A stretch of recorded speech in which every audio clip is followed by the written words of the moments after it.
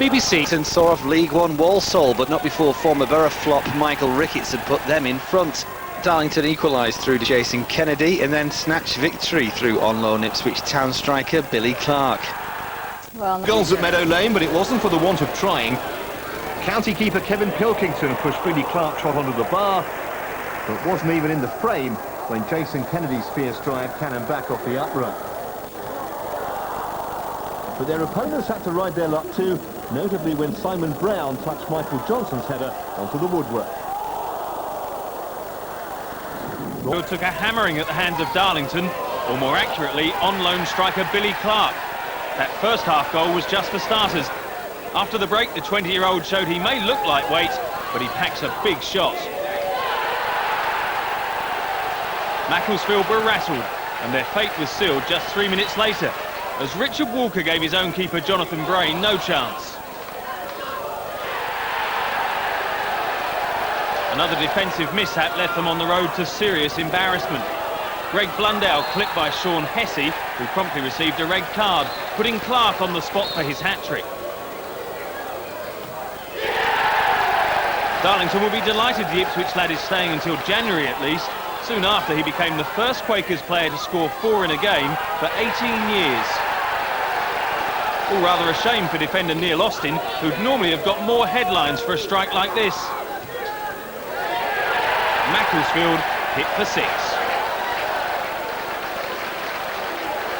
Set pieces at Darlington. Port Vale's Luke Rogers producing the pick of the bunch just before the half hour to give Leesonett's side a lead which lasted just 9 minutes.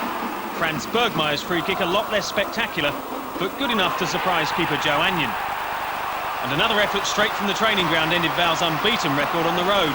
Liam Hatch emphatically seized the points for Darlington.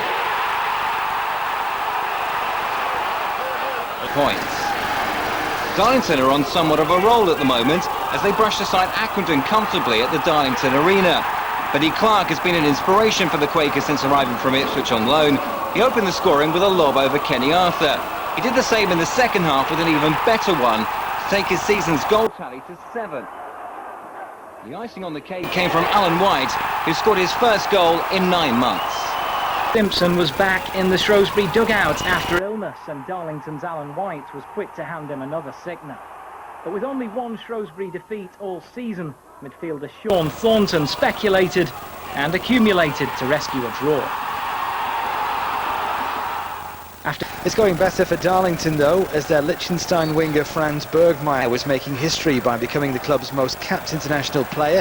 His club side were making it 3 games unbeaten and moving up to 9th place in League One. They saw off lowly Luton Town eventually. Billy Clark made it 8 in 13 since his arrival from Ipswich, only to see that cancelled out on the half-hour mark. Boss Dave Penny says his side have begun to get a lot more resilient and stronger, and this was in evidence as, in the last minutes, substitute Greg Blundell grabbed the winner. To round up with Wycombe's home tie against Darlington.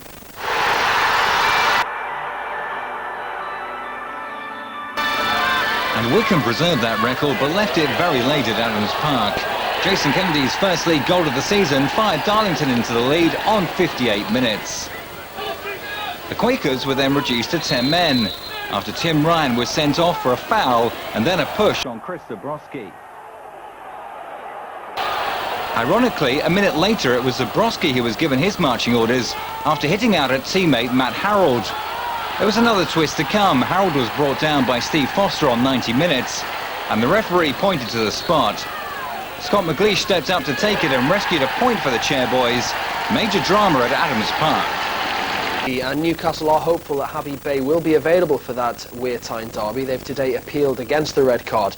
Well, there was also late goal action at Darlington last night, and it was the Quakers who came out on top.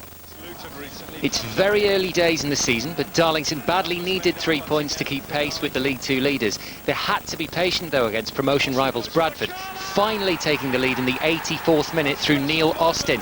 A perfectly placed free kick, Austin's 4th goal of the season, and he rightly enjoyed the moment, as did the gaffer. But the joy turned to despair just a minute later when Darlington's defence failed to close down striker Omar Daly, and his shot flew past one defender, through the legs of another, and under goalkeeper Simon Brown. Dave Penny's face said it all. It was like deja vu after they lost a late equaliser at Wycombe on Saturday. The manager's mood didn't improve when Greg Blundell had a penalty appeal turned down. The Quakers were holding out for a hero. Step forward Franz Bergmeier, Liechtenstein's finest. First, his 20-yarder was parried by the Bradford keeper, and then from Rob Purdy's cross, he rose like the proverbial European salmon to head home a last-gasp winner. Relief all round, and it means Darlington are now just 4 points off the top of the table. Great stuff. OK, well, Hartlepool are in action. Darlington have moved into the playoff places thanks to a comfortable home win. Liam Hatch got the first of their three against Dagenham and Redbridge, who failed to score in the league for the first time this season. 2 more goals stretched Darlington's unbeaten run to 5 matches. Jason Kennedy went round goalkeeper Tony Roberts before tapping the ball into the net early in the second half. And 4 minutes later, Hatch completed the scoring with his second of the game, somehow guiding his header beyond Roberts.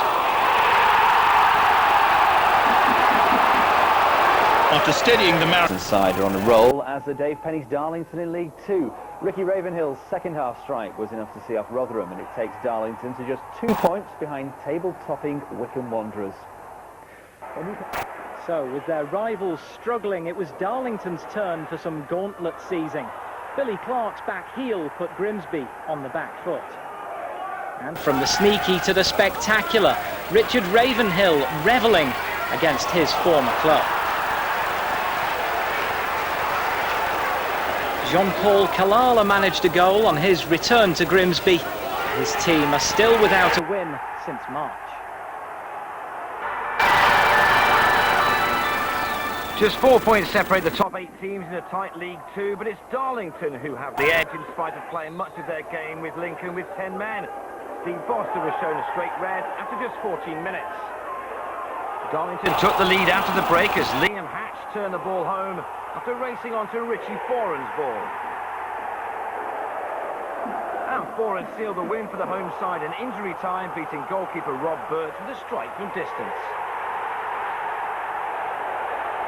And Wycombe have been taking it in turns to top League Two, with Darlow currently edging it on goal difference. So we begin with the leaders, tough away trip at Brentford. Royalston of the Blue Square North did for Darlow in the Cup this week, but back on league territory, Richie Foran looked to have sealed a 6th win on the trot. That would have flattered them, and sure enough, in the last minute, Brentford's Carly Osborne scrambled his 2nd goal in 2 games. Never mind the quality, feel the point. 5 games since Darlington's last win, Barnet without a victory since mid-October. The outcome of this game was predictable enough, but not how it came about. Liam Hatch's header against his former club was the first of 3 goals in the opening 25 minutes. Barnett's contribution came from John O'Flynn on the end of Adam Birchall's cross. Darlow's second looked very similar to the first from the opposite flank. Once again, Seb Carroll with the delivery. Once again, Hatch with the header. Then all went quiet until 15 minutes from time when Ishmael Yakubu met Neil Bishop's centre to ensure both these sides still need a win for Christmas. A significant few days for Luton, who reached 0 points at last with a midweek draw, only to undermine that good news with a shocking performance.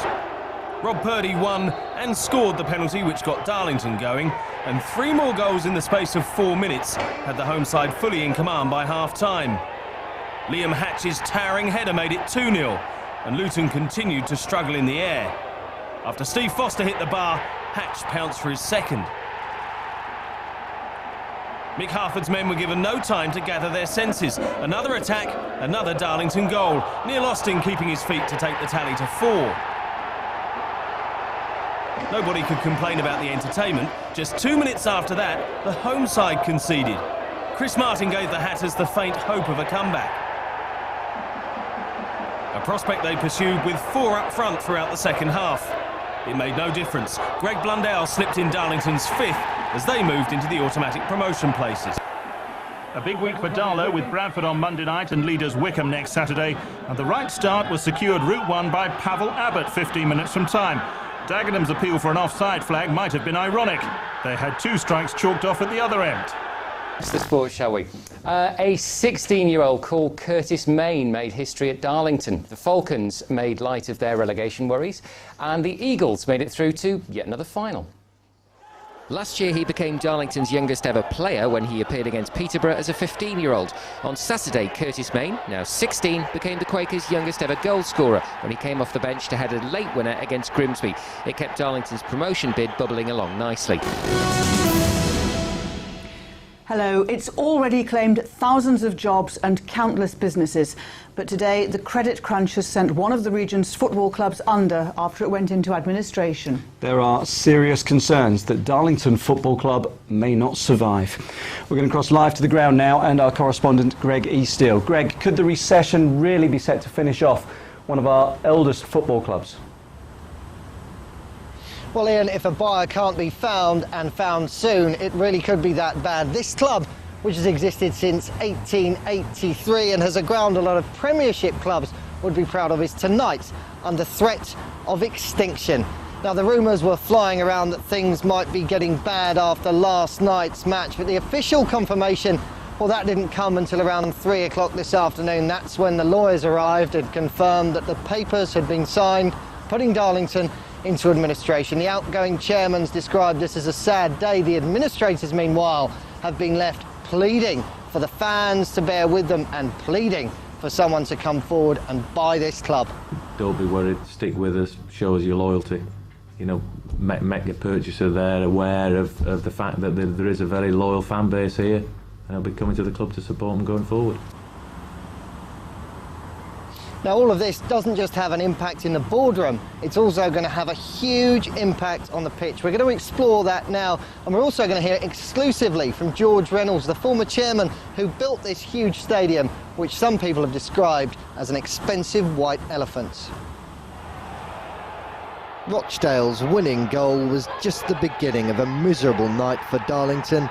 Bad books, not a leaky defence, were about to batter their promotion chances. Despite a tight budget, things had been going well in the league. With games in hand, the Quakers were already looking strong favourites for the playoffs. But under FA rules, any club going into administration before March the 26th is docked 10 points, and that would see them tumbling down the league. And this is just the latest drama to hit Darlington Football Club. Storm clouds started gathering over here a few years ago, and they've just kept coming.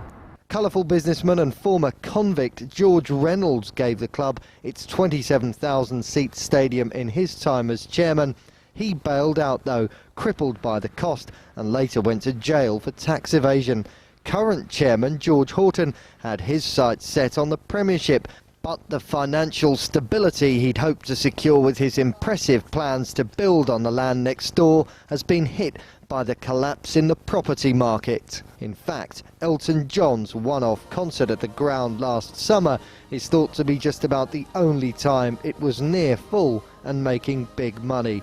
Jeff Thompson from the club's Yorkshire-based fan club told me Darlington needs someone with Elton's money fast. Anybody who wants to come in, Arabora Russian has got a fantastic opportunity here. They've got all the facilities here already. If they want to come in with the money, anywhere from all over Europe, we will more than welcome it. Now free from prison, George Reynolds told us today if he'd have been given as many planning permissions, he'd have made the new stadium work. I built it on the hope that one day we'd get in the Premier Division. It wouldn't have been big enough then. That's number one.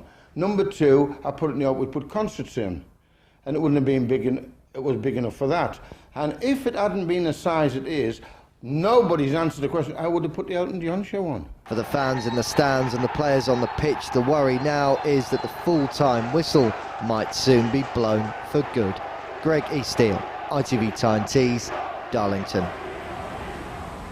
Now, Darlington have always had a massive problem with getting people through the turnstiles, but tonight then they finish with a much bigger problem, finding a buyer. And when you consider that Roman Abramovich at Chelsea has reportedly lost billions himself in the credit crunch, finding that buyer won't be easy.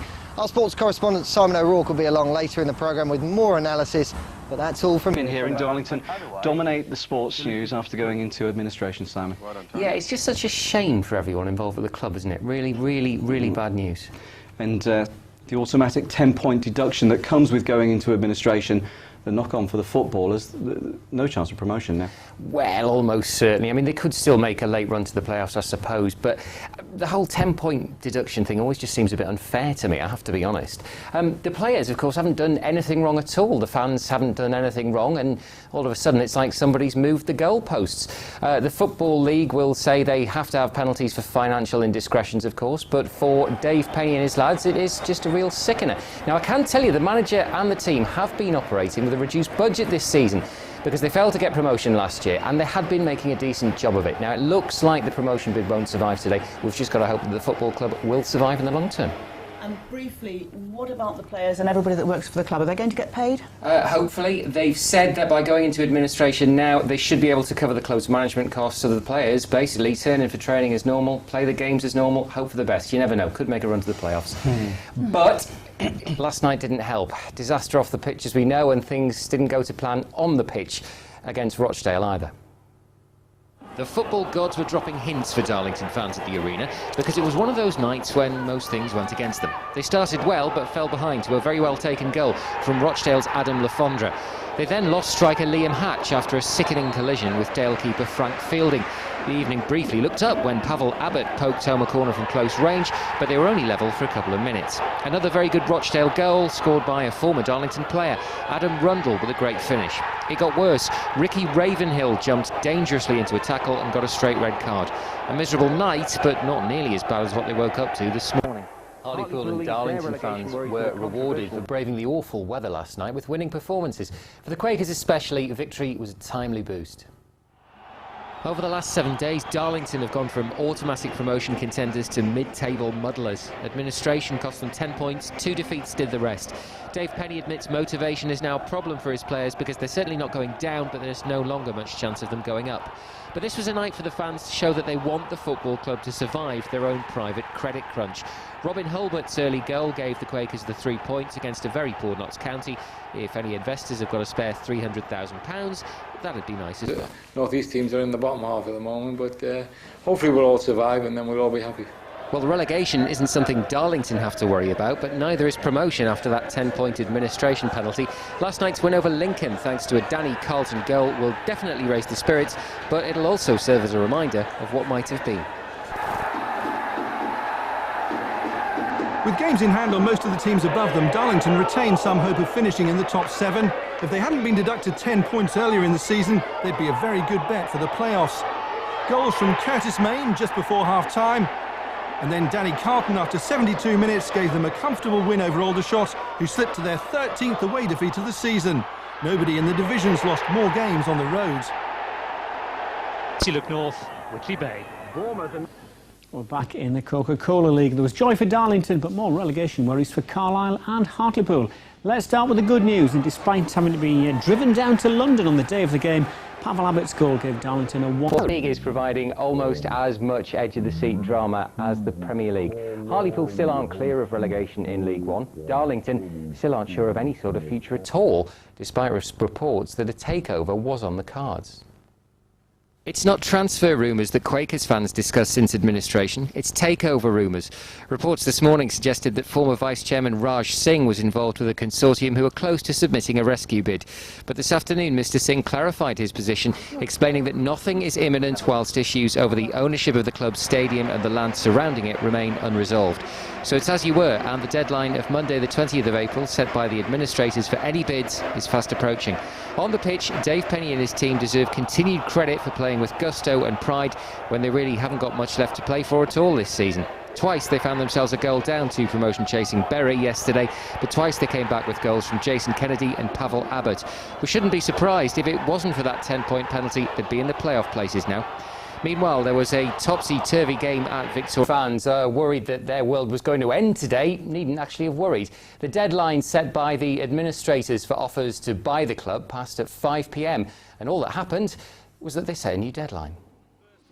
It may not be business as usual, but the Quakers are still in business tonight. The administrators' deadline has passed without any firm offers, but there are interested parties and a new deadline of May the 5th has been set. But before Darlington fans get worked up over that date, it's not the day the club will be closed. It's a longer, more complicated process than that. In the meantime, the team, with no idea if they have an individual or collective future, keeps on performing heroically. Jason Kennedy's gorgeous long-range goal gave them the lead away to promotion chasing Rochdale. It really was a classic from the former Boroughman. The second goal wasn't as glamorous, a scruffy own goal from Rory McArdle. They may have no money, but the Quakers have got loads of spirit. If Grimsby had lost, Chester needed a miracle. 19-0 wins, not exactly common. Pavel Abbott's last-ditch winner for Darlington, the final cruel twist, as Mark Wright's men ended a 5-year spell in the Football League. Good evening. Darlington Football Club say they've had no option but to lose 10 of their staff and confirm the players are going without any wages. To make matters worse, the one offer that was on the table to buy the club has now been withdrawn. Tonight it looks as though Darlington could be the first club to go out of business and have to quit the Football League for 16 years. They've tried everything to save their football club, from sponsored bungee jumps to celebrity matches. But so far, nothing has worked. And never before has the future looked so bleak. Last Sunday's All-Star charity game was supposed to help, but it wasn't enough. Now the man who organised it has become the latest to lose his job. The people of the football club, the kit man and the cleaner and the chef and everybody that's been made redundant today is now got to find employment, and there's no employment out there for people. And the fans thought the same. 3,500 turned up, believing their support would guarantee the immediate future of the football club. I've had numerous phone calls in the last couple of days from supporters who are very, I think it's probably fair to say, upset as well as angry about the whole development. All the kids, ice cream. But there's a twist. The former chairman, who many blame for its current problems, says despite all the criticism, he will continue to support the club. There's not one person come forward with any money whatsoever. Nobody. And all the people that's been shouting this, let them put their hands in their pockets. I have put mine, and I'll do it again. Even if I've got to borrow, beg and steal, I will put the money in, get this club out of administration. So, no chairman, no manager, and a skeleton staff.